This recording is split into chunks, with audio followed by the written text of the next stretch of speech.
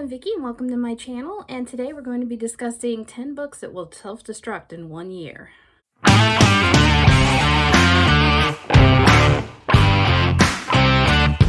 I've seen quite a bunch of YouTubers do this, where they take 10 books that have been sitting on their shelves for a while and they decide that they're going to either read them in the next 365 days or they are going to just get rid of them. Most likely donate them or resell them. This was kind of hard for me because most of my book collection has been bought in the past year. And for those, when you see my bookshelves, a lot of these books were bought, well, almost all of these books were bought used. A lot of them were bought, I got lucky and found them at, the Goodwill, the St. Vincent de Paul.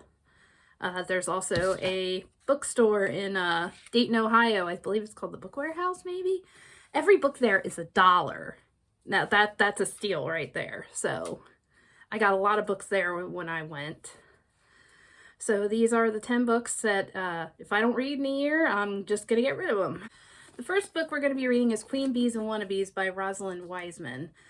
This is a book that Mean Girls was based off of. And I've seen the movie Mean Girls. I have seen the movie Mean Girls. So it didn't really leave an impression on me. I know a lot of people love this movie. It even has a musical on Broadway. But I ended up, every once in a while when you go to St. Vincent de Paul or Goodwill, they'll have like, buy 5 books, get 5 books free. So this was one of those ones where I was like, I have 9 books and I cannot find a 10th book. Oh, this is what Mean Girls is based off of. I'll pick this up. Picked it up. I haven't read it yet, but this is all about rape. It's mostly about like girls' experiences in high school, and I don't have a girl. I have a teenage boy. So this book isn't really going to help me too much. I don't think I'm going to end up reading this one. This one's probably going to self-destruct. The second one is The Hours by Michael Cunningham. This is a book, was turned into another book that was turned into a movie. It's about 2 women and their lives and the life of Virginia Woolf while she's writing one of her well-known novels and how everything kind of intertwines with each other. I saw this at the bookstore, or I saw this at, did I see St. Yeah, I saw this at St. Vincent de Paul, and I went, well, this is based off of a movie. This will probably be pretty good. I think this was like Oscar bait or something. We'll see. I'm pretty sure Meryl Streep was nominated for an Oscar. She always is. So I picked this up. And it's been sitting on my TBR since I bought it. And it's actually, I think it's on the top, it was at the top of my TBR for a while on Goodreads. It just kept staring at me and I'm like, I need to get this read or just forget about it.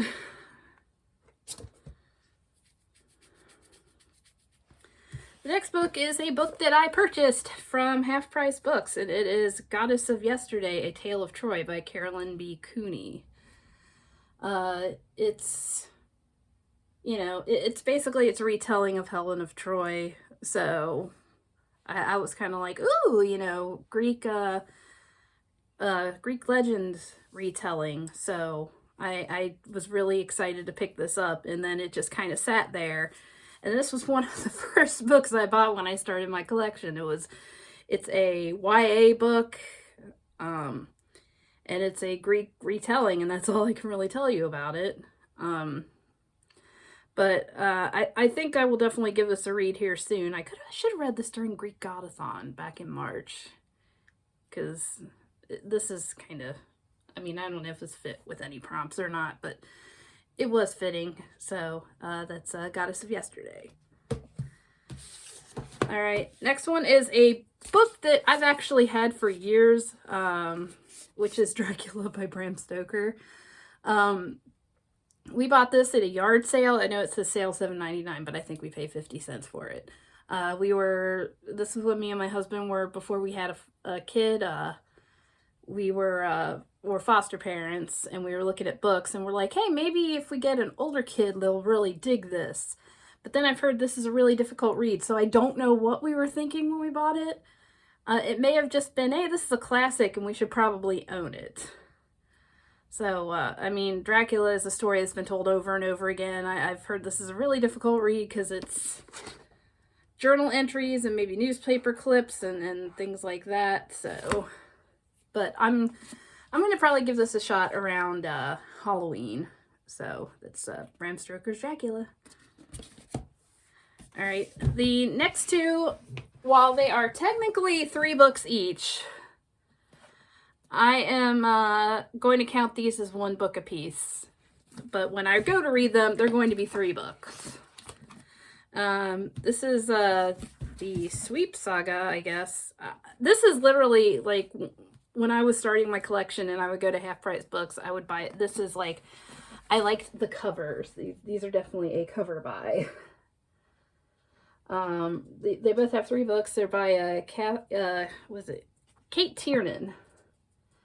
And it's basically all about this girl, Morgan Rowlands, who ends up finding out she's a witch. And I think there's one other volume, which I'll have to go and find, and I hope it looks the same as these. But I really like the cover of these, especially this one. But I'm sure I might get these read. I like reading about witches and stuff and magic, so I think these will probably get read. All right, the next one. And I swear, like, you're gonna laugh when I show you this book, but it is Werewolf Cop. Werewolf Cop. Yeah. By Andrew Clavin? I'm gonna say Clavin. Not Clavin. I'm pretty sure it's Clavin. But it's basically the story of a werewolf cop. The main reason I picked this book up, it was actually on the for sale. It was on the for sale thing at the library. It was basically, you know, hey, we're getting rid of these books. This is like 50 cents or 75 cents or something. So I was looking through and I saw this, and my husband and I literally like a month or 2 beforehand had watched a movie called Werewolf Cop, which I think is completely different from this. We looked it up. It has nothing to do with this book. So there are, hello little girl, you causing trouble? So we watched the movie, and this has nothing to do with the movie. So there are 2 things that have to do with werewolf cops. The movie was fantastic. It was a so bad it's good movie, kind of like if you like trauma movies, you'll probably really like this. It's really violent, really gory. It's kind of it's definitely not a movie if you have like more sensitive sensibilities. But if you like gore, I don't like gore or body horror stuff, but I don't know. I thought the whole thing was great. So, I'm hoping I like the book. I'm feeling this book's probably going to be a little more serious than the movie, but I'm going to give it a go right around Halloween. All right. Next book might be a little controversial because this guy was kind of a horrible person. He was extremely racist. And when I show it to you, why don't you go look up his cat's name for confirmation of that, and you're going to be like, well, it was just the times. Well, I believe people were saying he was really racist for the times. But that is A Whisper in the Darkness by So I'm reading The Whisperer in Darkness by H.P. Lovecraft. And I believe this is one of the Cthulhu ones. Millennia ago, the old ones ruled our planet. Since that time, they have but slumbered. This one is the Stone City of Relaya. Yeah. This is like one of his better known pieces. I don't know if this has Cthulhu in it or not, but I really wanted to read some Lovecraft because like I learned about the genre cosmic horror of things being just bigger than you. Yeah, existential horror. So I was curious, and I know he's like kind of like the granddaddy of that genre, and I'm like, I bought it at half price books, so I bought it used. So I'm pretty sure his you know, his estate isn't getting any money from me, so, but I really want to read this. It's really interesting, but, you know, I've been having some, like, do I want to read a book about a guy who named his cat? Go look at what his cat was named, trust me. But, another Halloween season read, so, I'll see how this goes at Halloween time. I think I'm definitely going to save this for Halloween.